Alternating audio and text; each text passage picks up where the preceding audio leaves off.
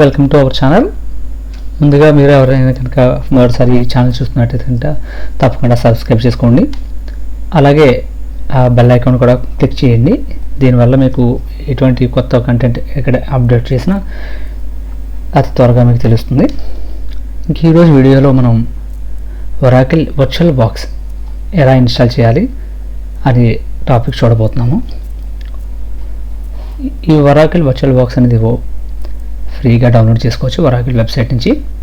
ఆ లింక్ అనేది డిస్క్రిప్షన్ ఇవ్వడం జరిగింది. మీరు ఒరాకిల్ వెబ్సైట్కి వెళ్ళి అక్కడ వర్చువల్ బాక్స్ డౌన్లోడ్ చేసుకున్న తర్వాత ఇన్స్టాలేషన్ ప్రాసెస్ అనేది చాలా స్ట్రైట్ ఫార్వర్డ్ అనమాట. ఒక ఈఎక్సీ ఫైల్ డౌన్లోడ్ అవుతుంది, ఎంఎస్సీ ఫైల్. కానీ ఆ డౌన్లోడ్ అయిన ఫైల్ మనం డబుల్ క్లిక్ చేయాలి. డబుల్ క్లిక్ చేస్తే మీకు ఈ స్క్రీన్ చూపించబడుతుంది ఇన్స్టాలేషన్ది. సో ఇక్కడ నుంచి ప్రాసెస్ అనేది చాలా స్ట్రైట్ ఫార్వర్డ్ అనమాట.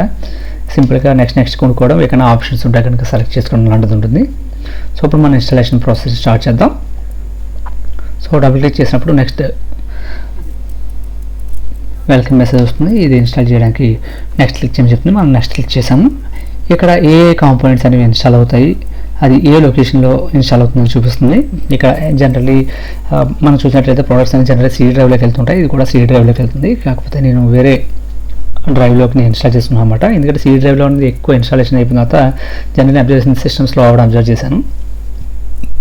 సో నేను ఇన్స్టాలేషన్ డైరెక్ట్గా చేంజ్ చేశాను. అలాగే మీరు ఇక్కడ ఉన్నటువంటి ఆ ప్రోడక్ట్స్ ఏంటి, ఆ ఏ ప్రోడక్ట్స్ ఉన్నాయి, వాటి గురించి మీరు ఇన్స్టాల్ చేస్తే చదువుతూ. సో లొకేషన్ చేంజ్ చేసిన తర్వాత మనం నెక్స్ట్ అనేది క్లిక్ చేస్తే కనుక ఇన్స్టాలేషన్ అనేది ముందుకు వెళ్తుందన్నమాట.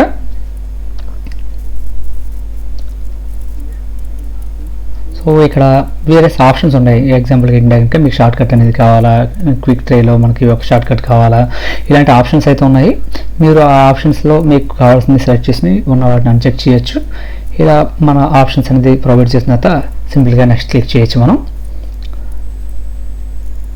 సో ఇప్పుడు ఈ వర్చువల్ బాక్స్ అనేది ఇన్స్టాల్ అయినప్పుడు మన సిస్టంలో ఒక కొత్త ఇంటర్ఫేస్ అనేది, నెట్వర్క్ ఇంటర్ఫేస్ అనేది యాడ్ చేయడం జరుగుతుందన్నమాట.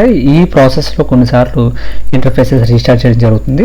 కాబట్టి కొంత నెట్వర్క్ డిస్ట్రప్షన్ అనేది ఉండే అవకాశం ఉంది. కాబట్టి ఈ వార్నింగ్ అని చూపించింది.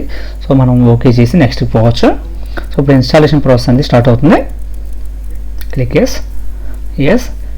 డిపెండింగ్ ఆన్ ది సిస్టమ్ ఇది చాలా స్పీడ్ కావచ్చు, లేదా కొంచెం టైం పట్టచ్చు. అయిపోయింది. ఇప్పుడు మనం okay installation completed, we'll open the virtual machine manager, Oracle virtual box VM manager.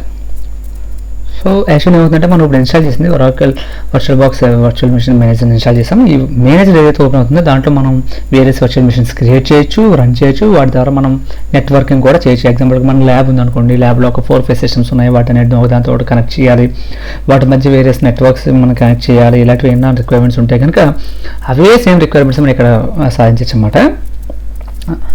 ఎలా అంటే ఇక్కడ ఒక వర్చువల్ మెషినే కాదు, ఒక 4-5 వర్చువల్ మెషిన్స్ కూడా రన్ చేయొచ్చు మన ఫిజికల్ సిస్టమ్ బట్టి. దాన్ని నెక్స్ట్ వీడియోలో మనం ఏ విధంగా చేయాలనేది మనం చూద్దాం. ఈ రోజు అయితే మనం వర్చువల్ బాక్స్ అనేది ఏ విధంగా ఇన్స్టాల్ చేయాలని చూసాం అన్నమాట. నెక్స్ట్ వీడియోలో మనం కలుద్దాం. Thank you.